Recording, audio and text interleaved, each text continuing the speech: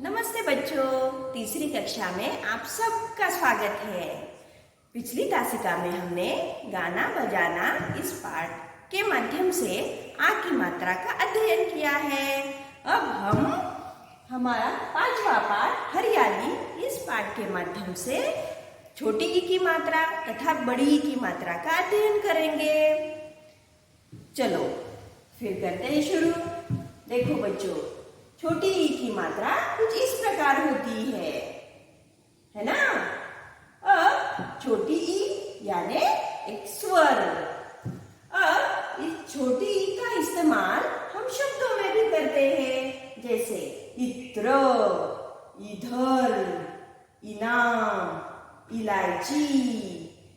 इस छोटी ई का उच्चारण हमें ह्रस्वता के साथ करना चाहिए, जैसे ई। इस मात्रा का उपयोग शब्दों में किस प्रकार किया जाता है? देखो,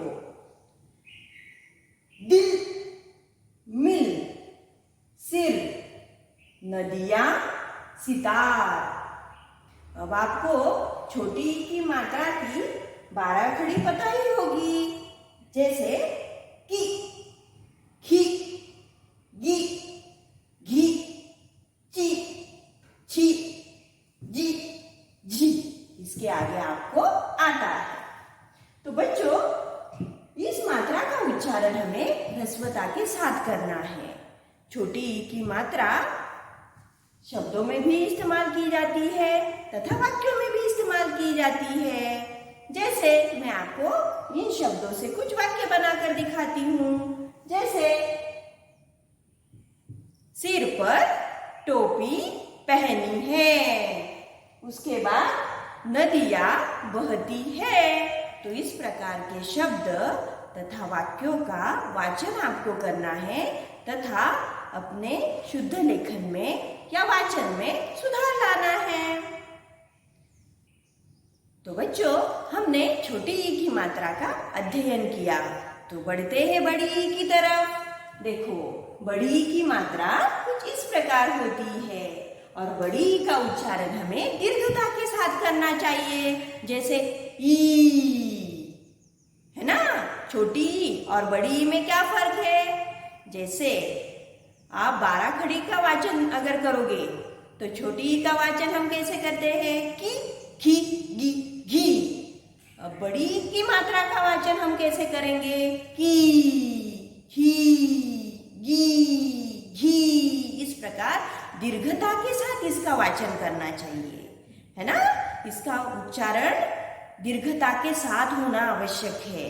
तो बच्चों, चलते हैं शब्दों की तरफ। इस बड़ी ई से बनती है इमारत, आईना, ईख, ईसाई, ईसाई, दवाई, दवाई।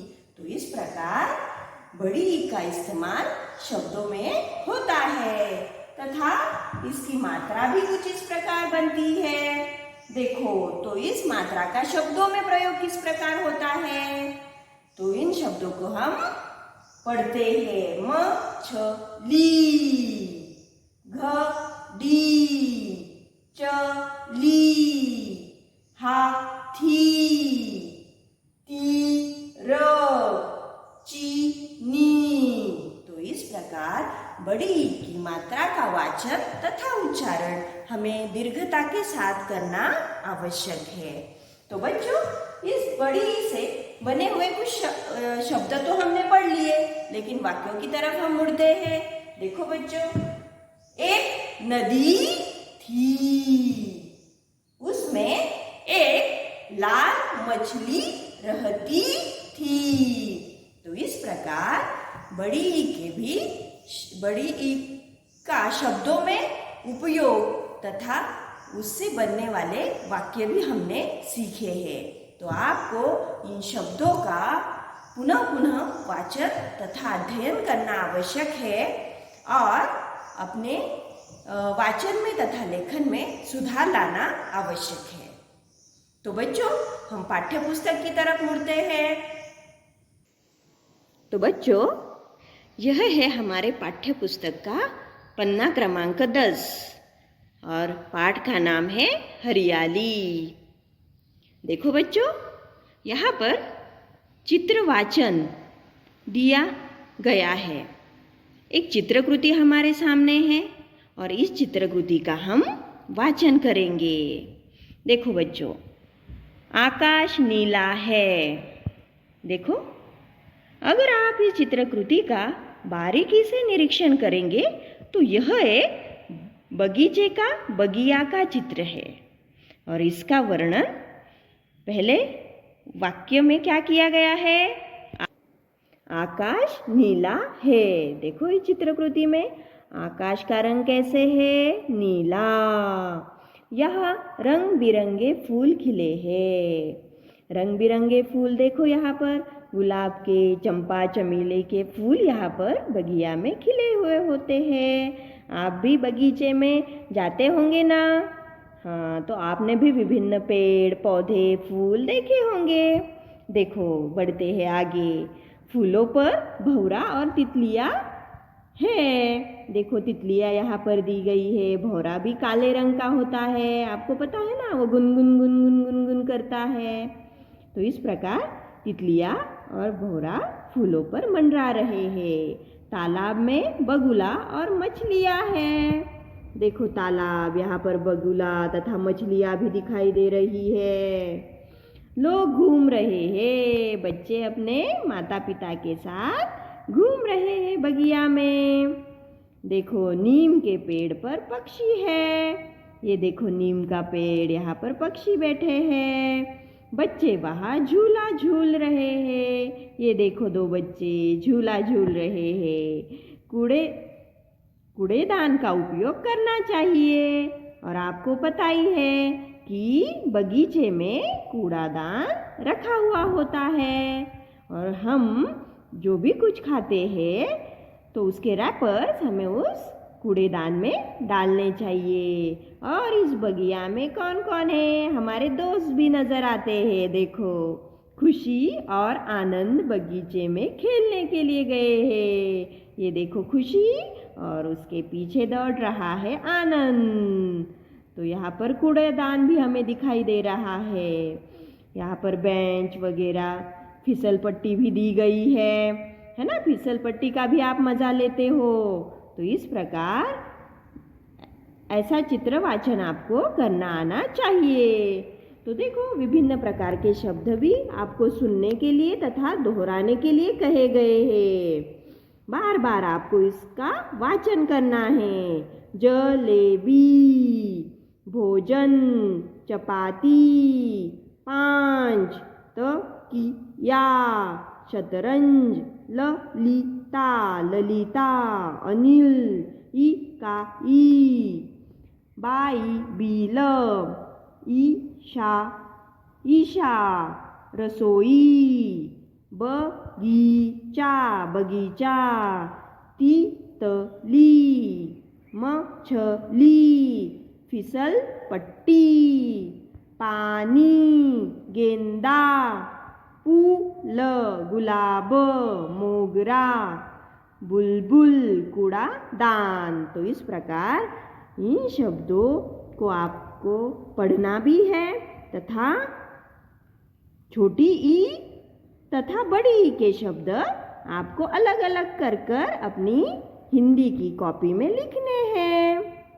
तो देखो बच्चों, हमारे वर्णों का लेखन किस प्रकार करना चाहिए। जैसे ज है तो यहाँ से आप शुरुआत करोगे और इस प्रकार आपको यहाँ अनुरेखन के माध्यम से ज, च, त, ल, ई और बड़ी ई का लेखन किस प्रकार करना चाहिए यह दिया गया है। तो बच्चों, हमारे वर्णाक्षरों से किस प्रकार शब्द बनते हैं और उनके चित्र भी यहाँ पर दिए गए हैं, उसका अब हम अध्ययन करते हैं। पन्ना नंबर 11।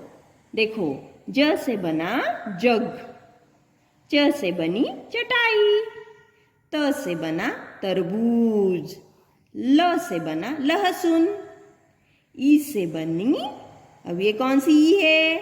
छोटी ई से बनी इमली, बड़ी ई से बनी ईख, है ना। अब आपका काम है यह वाचन या पढ़ो। जल तन इन मई, आज ताला लीला तिल चलन जागना मिलाती। अनिल भजन गा, चलन जागना मिताली। देखो इन शब्दों से किस प्रकार वाक्य बनते हैं। अनिल भजन गा, ललिता गई, नीलिमा जा, नीलिमा जा, मीत गमला ला, अमन चमचम ला, जगत जल ला, मीनल जतिन चल, आभा आग मत जला, अमिता आज आई। तो बच्चों इस प्रकार आपको छोटी ई तथा बड़ी ई के शब्दों का वाचन करना है। देखो अब यहाँ पर आपको लेखन में भी कुछ काम दिया गया है। देखो तो बहुत मज़ेदार यह स्वाध्याय आपको करना है।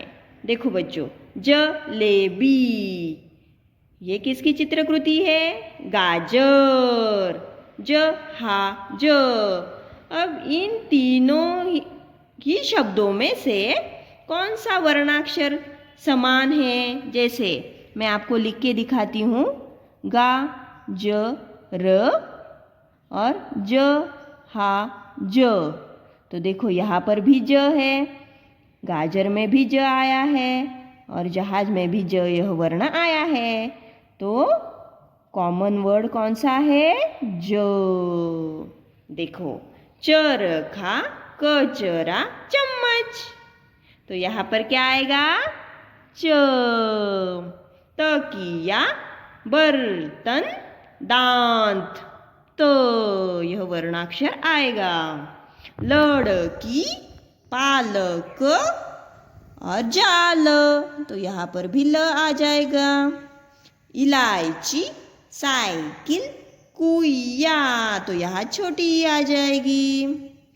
ईद आईना मिठाई, तो यहाँ पर भी बड़ी ई की मात्रा आती है। तो इस प्रकार यह स्वाध्याय आपको हल करना है और इन शब्दों का अनुरेखन करो। जैसे जाई ई नाम, चिमनी तितली गिनती।